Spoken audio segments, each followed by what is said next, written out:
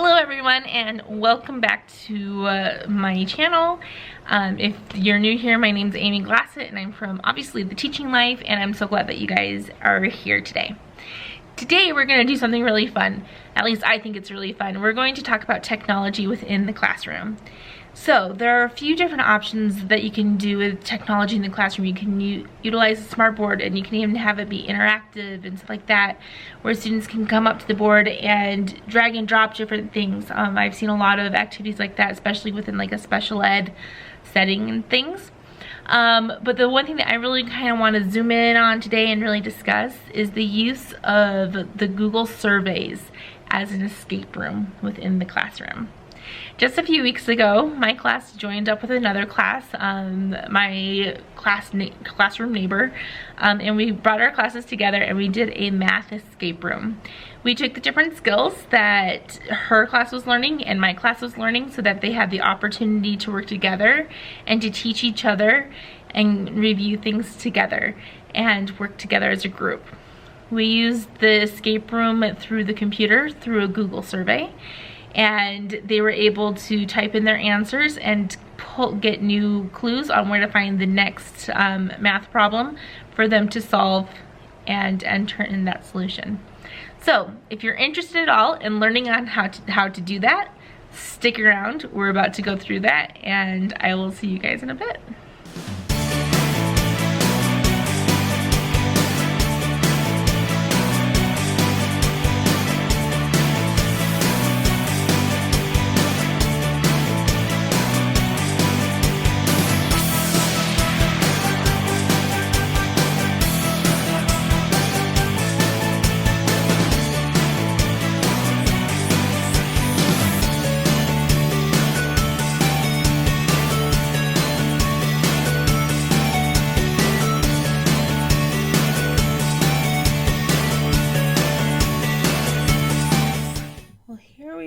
We are on my home screen right now, and I'm going to show you guys how to make a digital escape room using the Google surveys.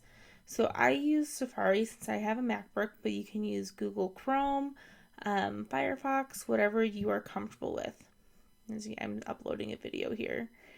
So I'm going to go into my email for my school that I work for, and you're going to go here to the waffle where it says Google Apps, and you're going to click on that.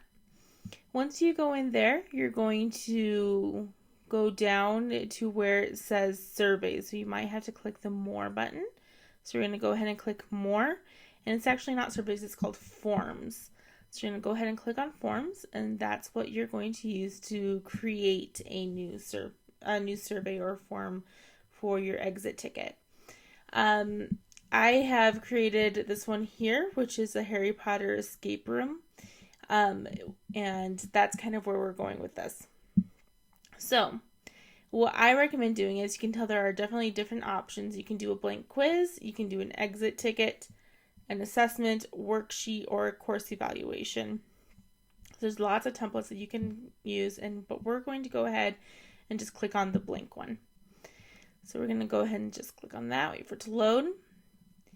And here's what you're going to see when you first come into this. So the first thing that you can do is you can actually go to this customized theme. It's like a painter's palette up here.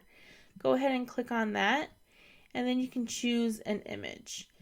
Now I'm just going to go with one of their generic images just because it's quicker for me right now. And let's go with, we want something colorful. Let's do the jelly bean one.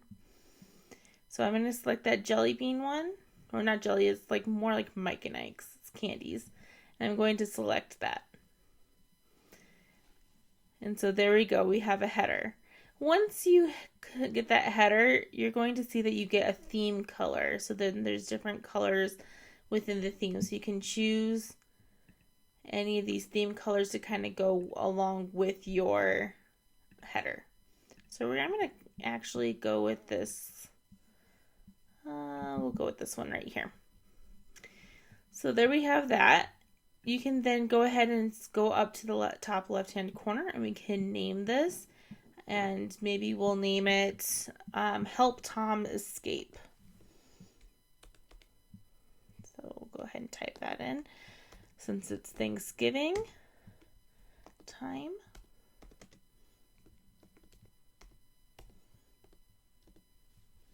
So we're going to name this Help Tom Escape. So that's automatically going to change our thing right here. And we can go ahead, we could do a form description, and we can have a description of this escape room where you might have a background story of Tom or something. So I'm just going to type anything really in here. It doesn't matter what you put in there. Like I said, this could be like a background question, like a background story of Tom the turkey and how you want to help him escape. So I'm going to go ahead and click out of these theme options. And for our first question, I'm going to recommend that you have these be short answers. So I'm going to go up here and do short answer. And I'm going to click required. This is going to be a required thing. And maybe your first thing that you want them to do is do the name of the names of people in your group. So you can go ahead and just type that in. I'm trying to do this one-handed.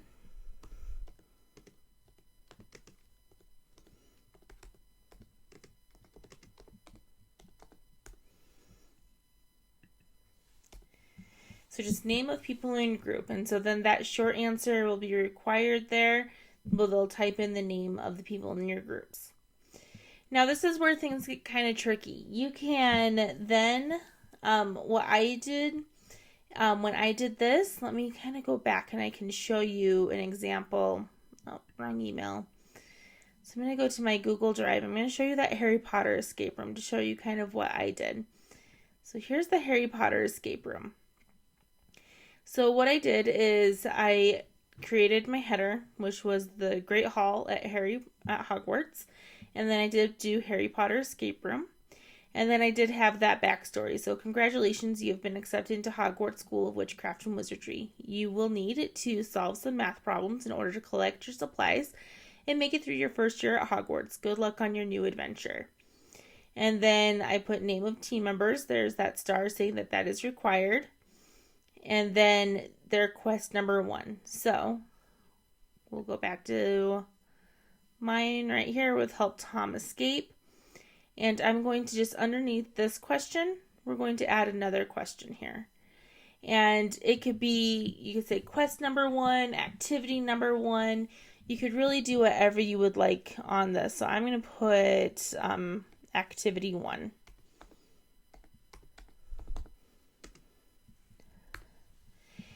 And I'm going to go and I'm going to say this is again required. I'm going to say it's going to be a short answer again. And I'm going to click on these 3 dots here. There are two options here. You can have a description and a response validation. A response validation is going to check their answer. It's going to make it so that they have to type in exactly what you typed in order to move on. And then the description, it'll add a description to the activity. So that's where you could put your instructions. So I'm going to add a description. I'm also going to do response validation. So they have to type in exactly what I want them to do.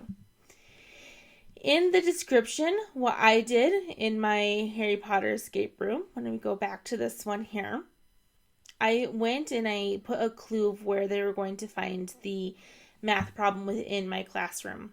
So it says, adventure awaits you at Hogwarts, but maybe you find yourself in need of a manual on how to spend your time here. The first clue was found in my Harry Potter books on my bookcase in the back, and so they were able to find an envelope with some clues. And then they would click on the short answer text to type in their answer. So going back to Help Tom, you can give a clue. Again, I'm just going to type some random letters. Any clue here, you don't even have to send them on a scavenger hunt. Maybe you're going to type in your math problem right here that they can do so they don't even have to leave their desks. Again, this is up to you. You can have it as interactive and as much movement or as little movement as you really want. The only thing that I'm going to caution you about with math is that you cannot copy and paste true math equations in here.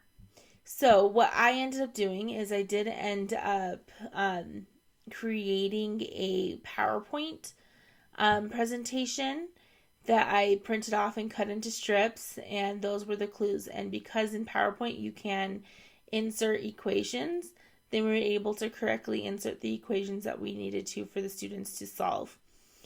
The other thing that I'm going to caution you with on here is that you can't have exponents as answers and stuff like that. So depending on how hard your math problems are, you might have to give like an A, B, C, or D option on your card in order for them to do this.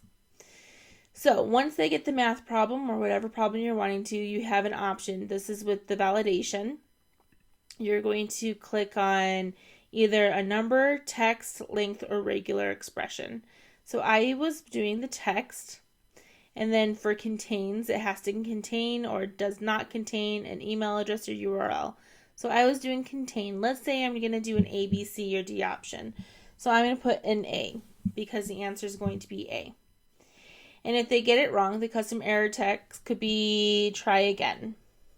So if they get it wrong, they'll get the message will pop up to just try again. This is where things got a little tricky and I had to work through things in order for me to figure it out.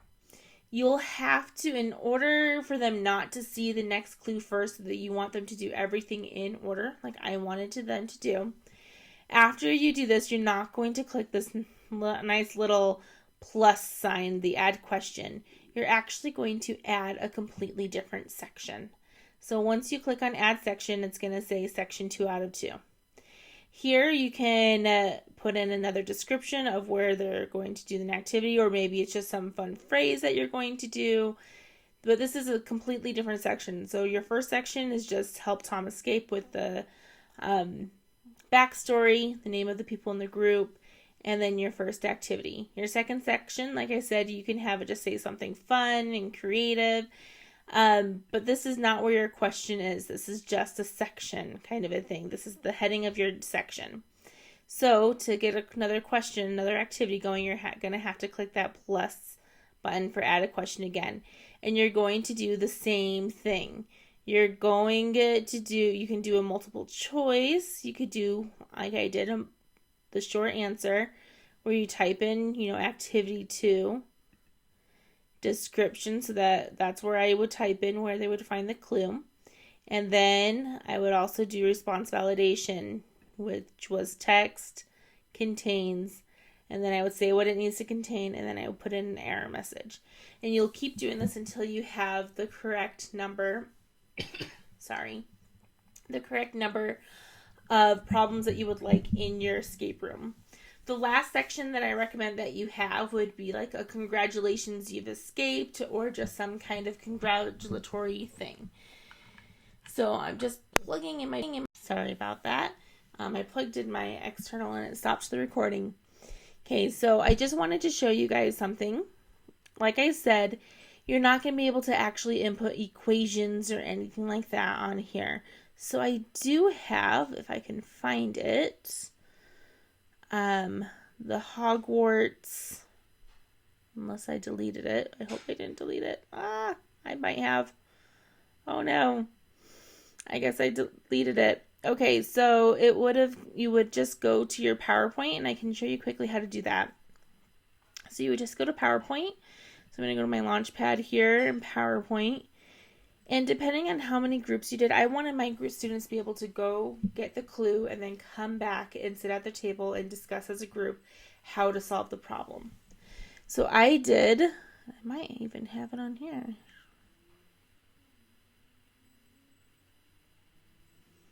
Maybe.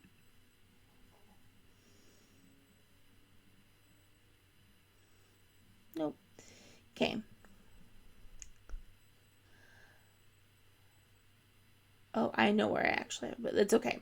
So I'm going to create a new PowerPoint blank presentation, create this, and I'm actually going to change the orientation here. So I'm just going to delete everything on here and change the orientation. The way you do that is you go to design, and then you click on slide size and page setup. You can then go and you can change anything that you would like in here. So I always choose letter paper, And then I change the orientation to be in portrait mode. And then scale everything up.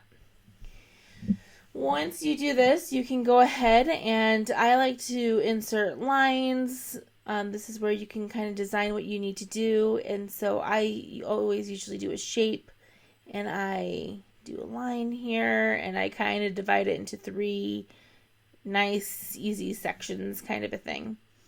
So then I would go ahead and take that, copy it, paste it, kind of a thing. That's obviously not an equal amount. The spacing's not correct, but it will work for what I'm trying to show you. The main thing here that I wanted to go over with you on PowerPoint is that you can insert an actual equation. I just actually learned this year. I know, crazy. But you can insert an actual math equation on this, and so it's easier to do the paper printouts, and I laminated them so I can use them from year to year, kind of a thing. But what you'll click on is that insert, and then you'll go over to where it says equation and just click on equation. Once you're in there, it's going to pop up with a type equation here. So I could do x, and then maybe I want, actually I'm going to do, so my x, I'll go over, you guys can see this x squared.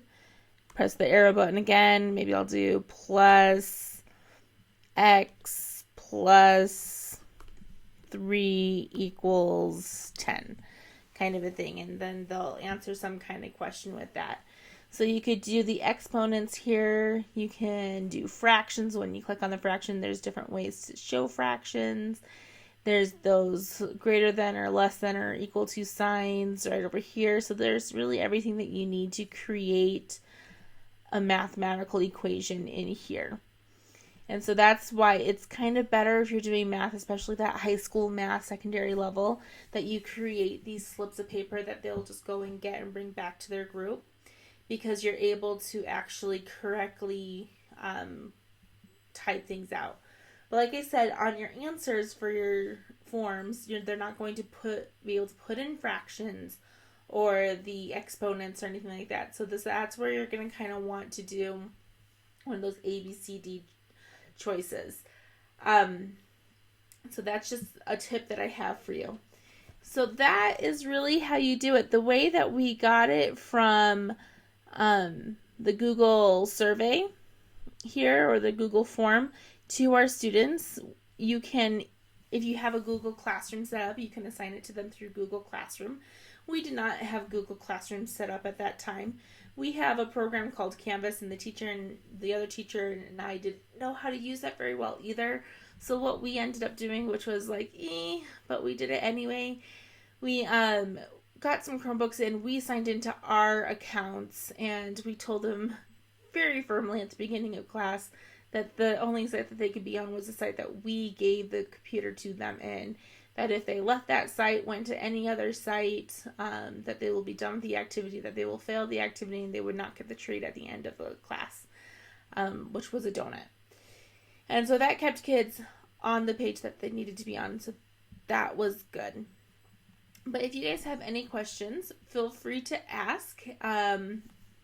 Just leave a comment down below. I'm more than willing to help you guys out.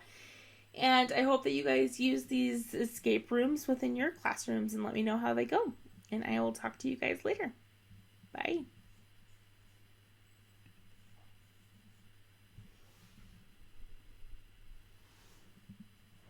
Well, there you have it. That is how you make a digital escape room. My students say they didn't have a lot of fun with it, but they did. Most of them said they would rather do that than do the normal day-to-day things that we do. Granted, my students are in high school, and so they don't want to let you know that anything's fun and that they enjoyed anything because they're, in their teenage angst years. But it was a lot of fun to do with the class, and it was really fun to see the class collaborating together and working together as a team in order to solve these math problems. If you guys have any questions on how to do this, then please just leave a comment down below, and please give this video a thumbs up if you liked it. I'll see you next time. Bye.